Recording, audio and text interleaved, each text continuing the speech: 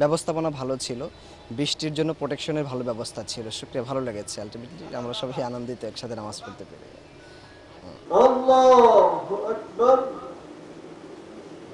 এই সর্বপ্রথম ঈদুল আজহা পালন করছি। তো এই ঈদুল আজহা পালনের পর আমাদের মাঝে যেন কোনো বিবাদ না থাকে, আমরা যেন সবাই মিলেমিশে একসাথে অবস্থান করতে পারি, আমাদের মনের পশুত্ব কোরবানি দিয়ে যেন আমরা সমাজে আবার নবরূপে ফিরে আসতে পারি, সেই আহ্বান আমি আপনাদের সকলকে জানাচ্ছি।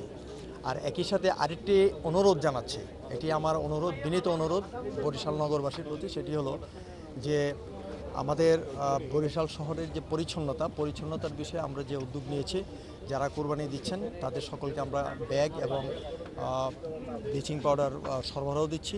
আপনারা দয়া করে কোরবানির যে বর্জ্য হবে সে বর্জ্যকে ব্যাগের ভিতরে রেখে আমাদেরকে সেটি অপসারণে সহায়তা করবেন এবং সরবরাহকৃত ব্লিচিং পাউডার দিয়ে আপনারা আপনাদের স্থানগুলোকে জীবাণুমুক্ত রাখার চেষ্টা করবেন।